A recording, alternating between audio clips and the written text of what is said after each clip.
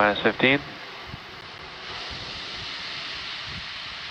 T minus 10, 9, 8, 7, 6, 5, 4, 3, 2, 1. Engines full power. Lift off. Starlink 48.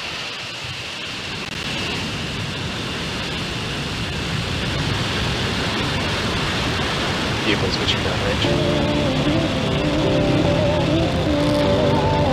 M1 E chamber pressure is nominal.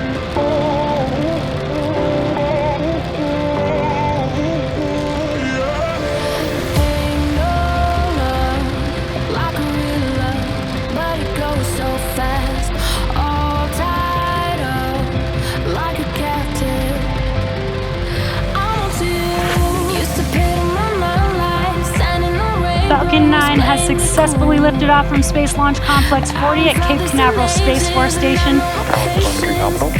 carrying our stack of 46 Starlink satellites to low Earth orbit. Moments ago, we throttled down the engines, reducing the speed by decreasing the flow of fuel to the engine. That's in preparation for max Q, or maximum aerodynamic pressure. And we are coming up on max Q in a few seconds here.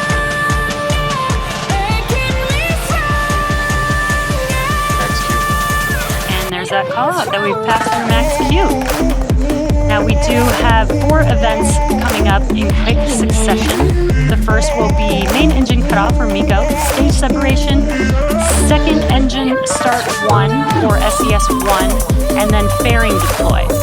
So main engine cutoff is where all 9 of the M1D engines shut down to slow the vehicle down in preparation for the next event, which is stage separation.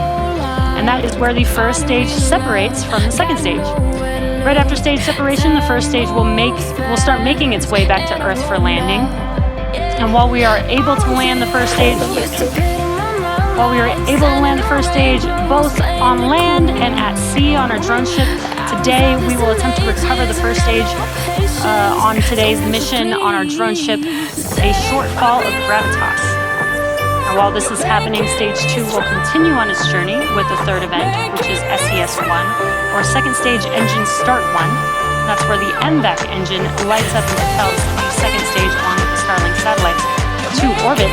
Just a few seconds after that, we'll have fairing deploy.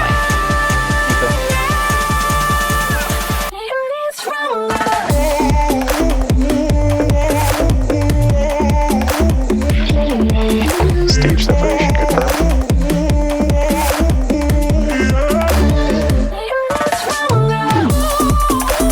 MVAC ignition.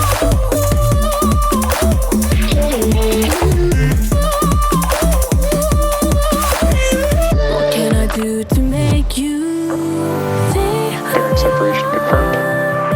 And great views on your screen. We just saw MECO stage separation, SES1, and fairing deploy. On your left-hand screen is the first stage, right-hand screen is a view of the MVAC engine. And those visual confirmations mean that we have successfully deployed our fairing halves. SpaceX has reflown Falcon fairing halves since 2019. And the fairing halves flying on today's mission are flying for the third time. Improvements on the fairing and our overall refurbishment process has decreased the impact of water landings and led to an overall fairing recovery rate of 93% over the last 14 missions. Of 109 fairing missions, 73 have been recovered and 32 missions have flown recovered fairing halves. And again, we will be attempting to recover the halves again today using our recovery vessel, Doug.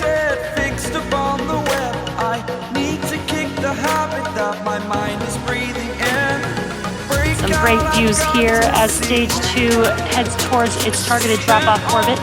Stage 1 will complete 2 burns in order to make its way back to Earth. The first is the entry burn, where 3 of those 9 M1D engines will reignite. That helps to slow the stage down as it re-enters back into the upper parts of the Earth's atmosphere. And the second burn for the first stage is the landing burn. This is a single engine burn, the center E9 engine, and that brings the vehicle speed down rapidly in order to land on the drone ship. Stage 2 is still looking good on a nominal trajectory. On your left-hand screen, you can see those grid fins on the first stage, helping to guide the vehicle back to its landing zone. Now, if you're just now joining us, we've had a successful liftoff of Falcon 9 from Cape Canaveral Space Force Station, Slick 40 today. Right now, you're looking at a live view of Falcon 9's second stage on the right-hand screen.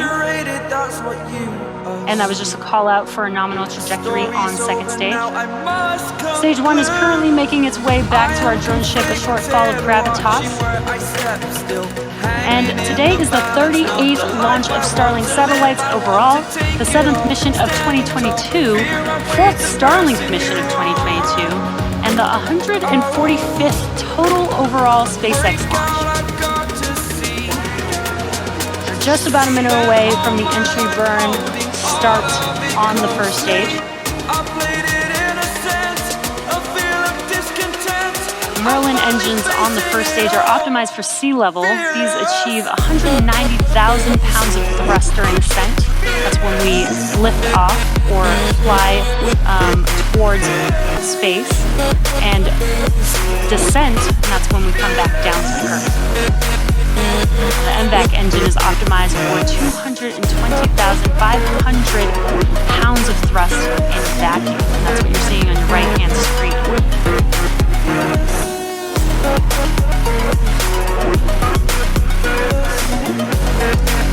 You can see those grid fins on your left-hand screen on the first stage. Falcon 9 is equipped with 4 hypersonic grid fins positioned near the top of the first stage. Stage 1 is using nothing but the grid fins for steering as it makes its way, as it makes its return back to Earth. That is until we light the center E9 engine.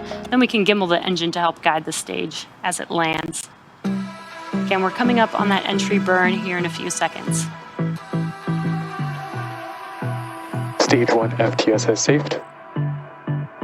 Stage 1 entry burn startup. Or the call out, and you can visually see that Stage 2 FTS has saved. You visually see that the entry burn has begun on the first stage. Stage 2 continues to follow nominal trajectory. Great call outs on stage 2. Entry burn. Stage 1 entry burn shut down. There it is. It's just a 20-second burn, and as you can see and heard, the entry burn has concluded. Next up will be the landing burn, and that'll be the final burn for the first stage as it returns back to Earth. Now, for those of you who follow along, you'll know that the soot on the rocket indicates it's been flown before. The rocket-grade kerosene, RP1, used to fuel a Falcon 9 is carbon-based, so when it burns, it generates that soot. And as you just saw with the entry burn, the Falcon 9 vehicle flies through its plume, and that's how it generates the soot onto the vehicle. We are just about 20 seconds or so away from that landing burn beginning on the first stage, and as we touch down, we will also have SECO 1, or second stage engine cutoff 1, on second stage. So we should hear some calls for that as we are landing on a short fall of gravitas today. Stage 1 landing burn.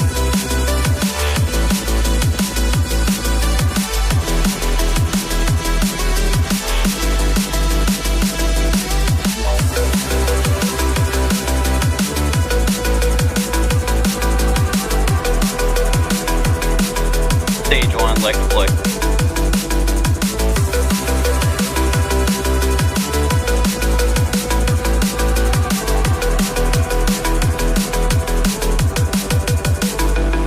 Landing confirmed.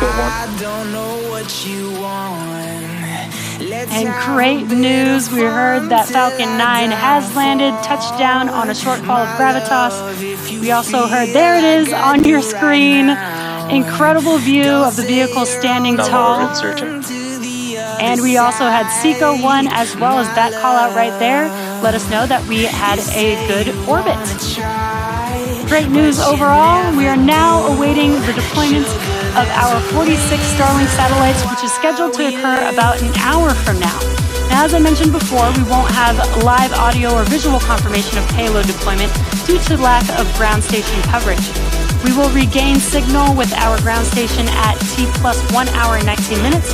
So for those of you who are interested, we will keep the audio-only countdown nets up on our YouTube channel, and we'll confirm successful payload deployment on our social channels. So that will bring our webcast to a close today. Our team at SpaceX would like to send a big thank you to the Range and Federal Aviation Administration for supporting our mission. Of course, thank you to all of you, our viewers, and all of our Starlink customers using our service at this time. And if you're interested in signing up for Starlink service, head over to starlink.com. Thanks for joining us, and we'll see you again soon.